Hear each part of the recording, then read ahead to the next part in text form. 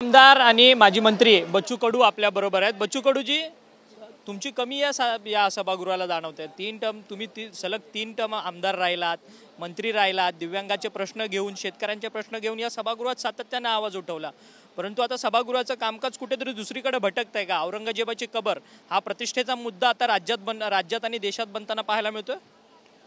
औरंगजेबानं त्याच्या कारकिर्दीत जेवढे मारले नसन त्याच्यापेक्षा जास्त लोक 3.5 लाख लोक शेतकऱ्यांनी आत्महत्या केल्या।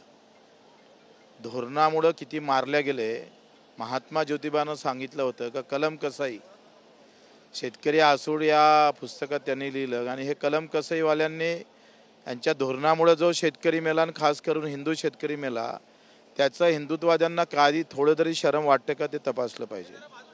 मला वाटतं हिंदू धर्माला सुद्धा पोट असतं, त्या जातीतल्या लोकांना धर्मातल्या लोकांना सुद्धा पोट आहे, हे भाजपवाले विसरले असं दिसतं। परंतु तुमच्यासारखा छोटा पक्ष जो 2-3 आमदार या पक्ष छोटा नाही आहे, मी मोठा आहे। राजकारणात आमदार जास्त आले म्हणजे पक्ष मोठा आहे असं नाही होत। आमचे विचार मोठे आहे, आम्ही ज्याच्यासाठी लढतोय ती गोष्ट मोठी आहे।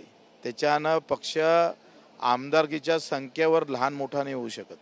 परंतु तुमची फसवणूक कोणी केली? कारण की तुम्ही सातत्याने शेतकऱ्यांचे दिव्यांगांचे मुद्दे घेऊन तुम्ही राज्यात लढत होता। माझ्या फसवणुकीचा काही विषय नाही आहे। कर्जमाफीची घोषणा देवेंद्रजीने राम भक्त प्रभू रामचंद्राची शपथ घेऊन केली होती, आम्ही कर्जमाफी करणार आहोत। आणि त्यासाठी उद्यापासून तर 23 पर्यंत रायगडावर 3 दिवस अन्नत्याग आंदोलन करतो आहे।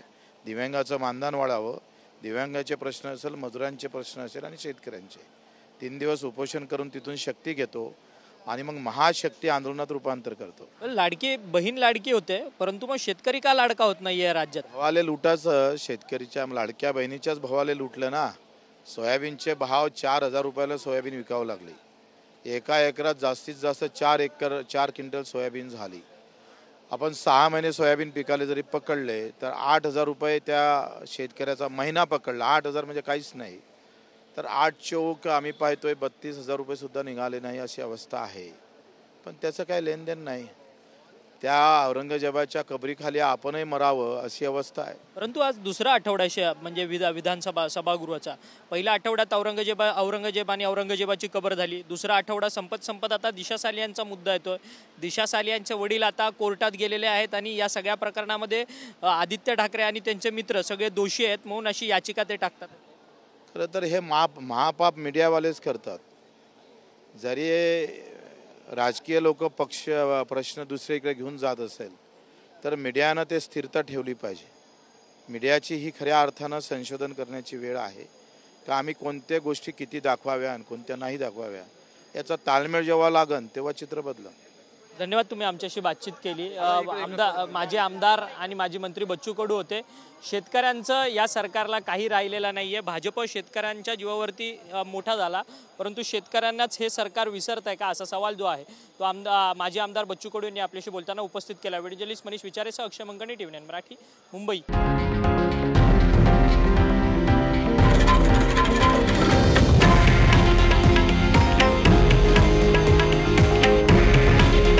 हे आहे देशातील नंबर 1 न्यूज नेटवर्क आणि आपण पाहत आहात TV9 मराठी।